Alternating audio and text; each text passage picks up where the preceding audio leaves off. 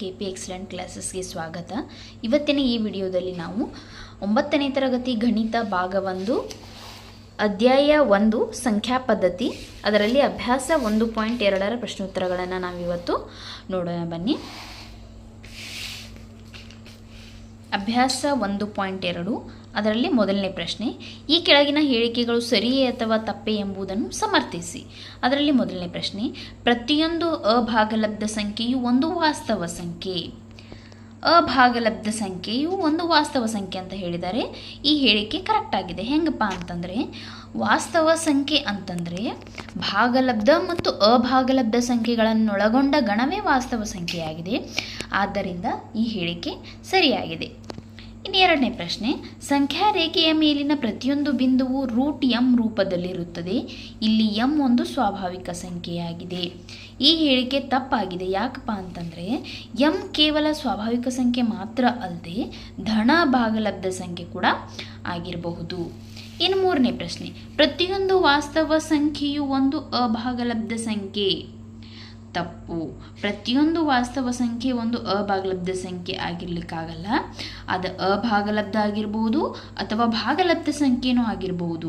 ನಾನು ನಿಮ್ಗೆ ಆಗಲೇ ಹೇಳಿದ್ದೀನಿ, ವಾಸ್ತವ ಸಂಖ್ಯೆ ಅಂತಂದ್ರೇನು ಭಾಗಲಬ್ಧ ಮತ್ತು ಅಭಾಗಲಬ್ಧ ಸಂಖ್ಯೆಗಳನ್ನೊಳಗೊಂಡ ಗಣ ಆಗಿರ್ತದೆ. ಸೊ ಒಂದು ಎಕ್ಸಾಂಪಲ್ ನಾನು ನಿಮಗೆ ಕೊಟ್ಟಿದ್ದೀನಿ. 20 ಭಾಗಲಬ್ಧ ಸಂಖ್ಯೆ ಆದರೆ ಅಭಾಗಲಬ್ಧವಲ್ಲ. ಇನ್ನು ಮೇನ್ ಕ್ವಶನ್ ನಂಬರ್ 2, ಎಲ್ಲ ಧನ ಪೂರ್ಣಾಂಕಗಳ ವರ್ಗಮೂಲಗಳು ಅಭಾಗಲಬ್ಧಗಳೇ ಅಲ್ಲದಿದ್ದರೆ ಒಂದು ಸಂಖ್ಯೆಯ ವರ್ಗಮೂಲವು ಭಾಗಲಬ್ಧ ಸಂಖ್ಯೆಯಾಗಿರುವ ಒಂದು ಉದಾಹರಣೆಯನ್ನು ಕೊಡ್ರಿ ಅಂತ ಹೇಳಿದ್ದಾರೆ. ಇಲ್ಲ, ಈ ಹೇಳಿಕೆ ಏನಾಗಿದೆಪ್ಪ ಅಂತಂದರೆ ತಪ್ಪಾಗಿದೆ. ಎಲ್ಲ ಧನ ಪೂರ್ಣಾಂಕಗಳ ವರ್ಗಮೂಲಗಳು ಅಭಾಗಲಬ್ಧಗಳಲ್ಲ. ಅವ್ರು ಹೇಳಿರೋ ಪ್ರಕಾರ ಈಗ ನೋಡ್ರಿ, √2 ಒಂದು ಅಭಾಗಲಬ್ಧ ಸಂಖ್ಯೆ, ನಾನು ಇದನ್ನು ಒಪ್ಕೋತೀನಿ. ಆ √3 ಒಂದು ಅಭಾಗಲಬ್ಧ ಸಂಖ್ಯೆನೇ. ಆದರೆ √4 ಇದಕ್ಕೆ ನಾವು ಏನು ಹೊಂದಿದ್ದೀವಪ್ಪ ಅಂದರೆ ಇದ್ರ ವರ್ಗಮೂಲ ಇದೆ. ಎಷ್ಟಿದೆ? 2 ಅನ್ನೋದು ಅಭಾಗಲಬ್ಧ ಅಲ್ಲ. ಇದು ಯಾವ ಸಂಖ್ಯೆ? ಇದು ಭಾಗಲಬ್ಧ ಸಂಖ್ಯೆ. ಆದ್ದರಿಂದ ಈ ಹೇಳಿಕೆ ಏನಾಗಿದೆ? ತಪ್ಪಾಗಿದೆ. ಇನ್ನು ಮುಂದಿನ ಪ್ರಶ್ನೆ ನೋಡ್ರಿ, √5 ಸಂಖ್ಯಾ ರೇಖೆಯ ಮೇಲೆ ಹೇಗೆ ಪ್ರತಿನಿಧಿಸಬಹುದು ಎಂದು ತೋರಿಸಿ. ನಾ ಇದನ್ನು ಡಯಾಗ್ರಾಮನ್ನು ನಿಮಗೆ ತೆಗೆದು ತೋರಿಸ್ತೀನಿ, ಸರಿಯಾಗಿ ಲಕ್ಷ ಕೊಟ್ಟು ಕೇಳ್ರಿ. ವಿದ್ಯಾರ್ಥಿಗಳೇ, ನಿಮಗೆ ಈಗಾಗಲೇ ಪೈಥಾಗೋರಸ್ನ ಪ್ರಮೇಯದ ಬಗ್ಗೆ ಗೊತ್ತಿದೆ. ಪೈಥಾಗೋರಸ್ನ ಪ್ರಮೇಯ ಏನು ಹೇಳ್ತದಪ್ಪ ಅಂತಂದರೆ, ಪೈಥಾಗೋರಸ್ ಪ್ರಮೇಯ ಒಂದು ಲಂಬಕೋಣ ತ್ರಿಭುಜದಲ್ಲಿ, ಇದೊಂದು ಲಂಬಕೋಣ ತ್ರಿಭುಜ ನಿಮಗೆ ಕಾಣಿಸ್ತಾ ಇರ್ಬೋದು. ಈ ಒಂದು ಲಂಬಕೋಣ ತ್ರಿಭುಜದಲ್ಲಿ ಇದು ವಿಕರ್ಣ, AC ವಿಕರ್ಣ. ವಿಕರ್ಣದ ಮೇಲಿನ ವರ್ಗವು ಉಳಿದೆರಡು ಬಾಹುಗಳು ಅಂತಂದರೆ AB ಮತ್ತು BC ಉಳಿದೆರಡು ಬಾಹುಗಳ ವರ್ಗಗಳ ಮೊತ್ತಕ್ಕೆ ಸಮನಾಗಿರುತ್ತದೆ. ನೀವೀಗ ಆಲ್ರೆಡಿ √2 ಸಂಖ್ಯಾ ರೇಖೆಯ ಮೇಲೆ ಗುರುತಿಸೋದನ್ನು ಕಲ್ತಿದ್ದೀರಿ. ನಾವೇನಾದರೂ BCಯ ಅಳತೆ 1 ಯೂನಿಟು, ABಯ ಅಳತೆ 1 ಯೂನಿಟ್ ಅಂತ ಇಟ್ಕೊಂಡ್ವಿ ಅಂತಂದರೆ ನಮಗೆ AC ಎಷ್ಟು ಬರುತ್ತೆ ರೀ? √2 ಬರುತ್ತೆ. ಹೆಂಗಂತ ನೋಡ್ರಿ, AB ಅಂದರೆ 1 ಯೂನಿಟ್ ಅಂತ ಇಟ್ಕೊಂಡ್ರೆ 1² BC ಅಂದರೆ 1 ಯೂನಿಟ್, 1² 1ರ ವರ್ಗ 1, 1ರ ವರ್ಗ 1. ಸೊ ಇದೆಷ್ಟು ಆಯ್ತು ರೀ? 2 ಆಯಿತು. AC² ಅಂದರೆ 2, AC ಅಂತಂದರೆ √2. ನಾವು ಮೊದಲ √2 ಸಂಖ್ಯಾ ರೇಖೆಯ ಮೇಲೆ ಗುರುತಿಸಿ ಆ ನಂತರ ನಾವು √5 ಹೆಂಗೆ ಬಿಡಿಸೋದು ಅನ್ನೋದನ್ನು ನೋಡೋಣ ಬನ್ನಿ. ಮೊದಲೊಂದು ಏನು ಮಾಡಿರಿ ಅಂತಂದರೆ ಸಂಖ್ಯಾ ರೇಖೆಯನ್ನು ರಚಿಸ್ರಿ. ಕಾಣಿಸ್ತೇನೆ ನಿಮಗೆ? ಸಂಖ್ಯಾ ರೇಖೆಯನ್ನು ರಚಿಸಿ ಅಲ್ಲಿ ಅಳತೆಗಳನ್ನ ಗುರುತು ಮಾಡಿಕೊಳ್ರಿ. ಸೆಂಟರ್ 0, ಈ ಕಡೆ ನೆಗೆಟಿವ್ ವ್ಯಾಲ್ಯೂಸ್, ಈ ಕಡೆ ಪಾಸಿಟಿವ್ ವ್ಯಾಲ್ಯೂಸ್. ಸೊ ನಾನು ನಿಮ್ಮಲ್ಲಿ ಬರಿತೀನಿ ನಿಮಗೆ. ಇದು ಸೆಂಟರ್ 0, ಇದು -1, ಇದು +1.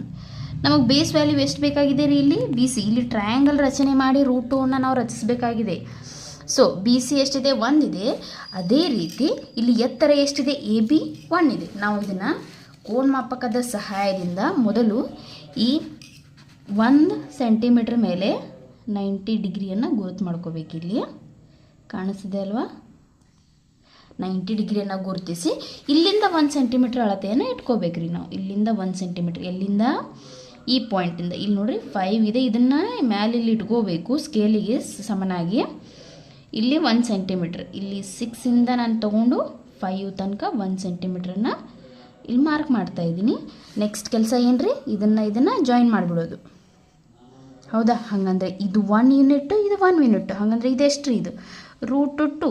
ಅದನ್ನು ಸಂಖ್ಯಾ ರೇಖೆ ಮೇಲೆ ಗುರುತಿಸ್ಬೇಕಂತಂದರೆ ನಿಮ್ಮ ತ್ರಿಜ್ಯದ ಸಹಾಯದಿಂದ ಇಲ್ಲಿಂದ ಇದು ಎಷ್ಟು ಡಿಸ್ಟೆನ್ಸ್ ಇದೆಯೋ ಇದನ್ನು ಇಟ್ಕೊಂಡು ಇಲ್ಲೇನು ಮಾಡಬೇಕು, ಇದನ್ನು ಕಟ್ ಹೊಡಿಬೇಕು. ಸೊ ಇದು ಏನು ರೀ ಹಂಗಂತಂದರೆ ಈ ಪಾಯಿಂಟ ಏನಂತಂದರೆ √2. ನಮಗೆ ಬೇಕಾಗಿದ್ದು √2 ಅಲ್ಲ, √5. ನೀವು ನೆಕ್ಸ್ಟ್ ಮಾಡಬೇಕೇನು, ಇಲ್ಲಿ √2 ಬೇಸ್ ಇಟ್ಕೊಂಡ್ರೆ, ಇಲ್ಲಿ √2 ಇಟ್ಕೊಂಡು ಇಲ್ಲಿ 1 ಇಟ್ಕೊಂಡ್ರೆ ಇದು √3 ಬರುತ್ತೆ. ಅದಕ್ಕೆ ನೀವೇನು ಮಾಡಿರಿ, ಈ ಪಾಯಿಂಟ್ ಮೇಲೇ 90 ಡಿಗ್ರಿ ಇಟ್ಕೋಬೇಕು. ಕಾಣಿಸ್ತಿದೆ ಅಲ್ವಾ ಮಕ್ಕಳೇ?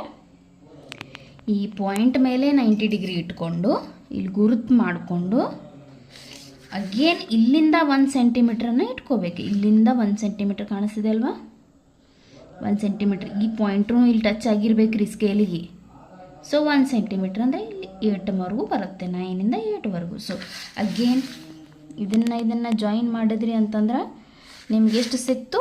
ಇದು √3 ಸಿಕ್ತು. ಸರಿನಾ?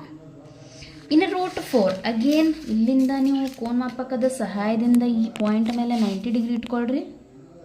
ಕಾಣಿಸೋದಿದೆ ಅಲ್ಲ? 90 ಡಿಗ್ರಿ ಇಟ್ಕೊಳ್ರಿ. 90 ಡಿಗ್ರಿ ಇಟ್ಕೊಂಡಿದ್ದೀನಿ. ಅಗೇನ್ 1 ಸೆಂಟಿಮೀಟ್ರ್ ಸ್ಕೇಲ್ ಸಹಾಯದಿಂದ ಇಟ್ಕೊಳ್ರಿ, 1 ಸೆಂಟಿಮೀಟರ್. ಸೊ ಈ ಪಾಯಿಂಟು ಇಲ್ಲಿ ಟಚ್ ಆಗಿರ್ಬೇಕು ಸ್ಕೇಲಿಗೆ. 1 ಸೆಂಟಿಮೀಟ್ರ್ ಇಟ್ಕೊಂಡೀನಿ. ಕಾಣಿಸ್ತಿದೆ ಅಲ್ವಾ ಮಕ್ಕಳೇ? ಸೊ ಇದನ್ನು ಜಾಯಿನ್ ಮಾಡಿರಿ. ಇದು ಎಷ್ಟೈತ್ರಿ? √4 ಆಯ್ತು. ನಮ್ಗೆ ಕೇಳಿರೋದೇನು ರೀ? √5. ಸೇಮ್ ಅಗೇನ್ ಕೋನಮಾಪಕ ಇಡ್ರಿ. ಇಲ್ಲಿ ಕೋನಮಾಪಕ ಇಟ್ಟು 90 ಡಿಗ್ರಿ ಗುರ್ತು ಮಾಡಿರಿ. ಸೊ 90 ಡಿಗ್ರಿ ಗುರ್ತು ಮಾಡೀನಿ. ಇಲ್ಲಿಂದ 1 ಸೆಂಟಿಮೀಟ್ರ್ ಇಟ್ಕೊಳ್ರಿ. 1 ಸೆಂಟಿಮೀಟರ್ ಕಾಣಿಸ್ತಿದೆ ಅಲ್ವ? ಈ ಪಾಯಿಂಟ್ ಟಚ್ ಆಗಿರ್ಬೇಕು ಸ್ಕೇಲಿಗೆ. ಸೊ 90 ಡಿಗ್ರಿ ಇಟ್ಕೊಂಡೀನಿ, 1 ಸೆಂಟಿಮೀಟ್ರ್ ಇಟ್ಕೊಂಡೀನಿ. ಸೊ ಇದನ್ನು ಜಾಯಿನ್ ಮಾಡಿದ್ರೆ ಇದು 1 ಸೆಂಟಿಮೀಟ್ರ್, ಇದು √4 ಅಂತಂದರೆ ಪೈಥಾಗೋರಸ್ ಪ್ರಮೇಯದ ಪ್ರಕಾರ ಇದು √5 ಆಗುತ್ತೆ. ಸೊ ನಾವು ಇಲ್ಲಿ ಸಂಖ್ಯಾ ರೇಖೆ ಮೇಲೆ ಬರಬೇಕಲ್ರಿ ನಮಗೆ. ಸೊ ನೀವೇನು ಮಾಡಿರಿ, ಇದು ಎಷ್ಟಿದೆಯೋ ಅದನ್ನು ಇಷ್ಟು ಇಟ್ಕೊಂಡು ಕಾಣಿಸಿದೆ ಅಲ್ವಾ? ಇದನ್ನೇನು ಮಾಡಿರಿ, ಇಲ್ಲಿ ಕಟ್ ಹೊಡೀರಿ. ಇದು ಏನಾಗಿರ್ತದಪ್ಪ ಅಂದ್ರೆ ನಿಮ್ದು √5. ಸರಿನಾ? ಇದೆಷ್ಟು ಹಂಗಾದ್ರೆ ಇದು √5. ಹಾಗಂದ್ರೆ ಇಲ್ಲಿ 1 ಸೆಂಟಿಮೀಟ್ರ್ ಬಿಟ್ಟು ನೀವು ಸಂಖ್ಯಾ ರೇಖೆ ರಚಿಸಿದ್ರಿ ಅಲ್ವಾ? ಸೊ ಇದು 0, ಇದು 1. ಇಲ್ಲಿ ನೋಡ್ರಿ, 0, 1, 2, ಇಲ್ಲಿ 3 ಬರುತ್ತೆ. ಇಲ್ಲಿ 3, ಇದು 2 +2. ಹಾಗಾದರೆ ನಮ್ಮ √5 ನಿಮಗೆ ಎಲ್ಲಿ ಕಂಡು ಬರ್ತಿದೆ ರೀ? ನಿಮಗಿದ ಎಲ್ಲಿ ಕಂಡು ಬರ್ತಿದೆ √5? 2 ಮತ್ತು 3 ಮಧ್ಯದಲ್ಲಿ ಕಾಣಿಸ್ತೆ ಅಲ್ವ ಮಕ್ಕಳೇ? ಸೊ ನೀವು ಇದು ಒಂದು ಡಯಾಗ್ರಾಮ್ ಪ್ರಾಕ್ಟೀಸ್ ಮಾಡಿದ್ರಿ ಅಂತಂದರೆ, ನಿಮಗೆ √2 ಕೇಳಿ, √3 ಕೇಳಿ, √4 ಕೇಳಿ, √5 ಕೇಳಿ, ನೀವು ಎಲ್ಲ ಉತ್ತರಗಳನ್ನು ಬರೀಲಿಕ್ಕೆ ಸಮರ್ಥರಾಗ್ತೀರಿ. ಸೊ ಈ ಒಂದು ಕ್ವಶನನ್ನು 3 ಮಾರ್ಕ್ಸಿಗೆ ಫಿಕ್ಸ್ ನಿಮ್ಮ ಕ್ವಶನ್ ಪೇಪರ್ನ ಕೇಳ್ತಾರೆ. ಸೊ ಎಲ್ಲರೂ ತಪ್ಪದಂಗೆ ಇದನ್ನು ಪ್ರಾಕ್ಟೀಸ್ ಮಾಡಿರಿ. Thank you.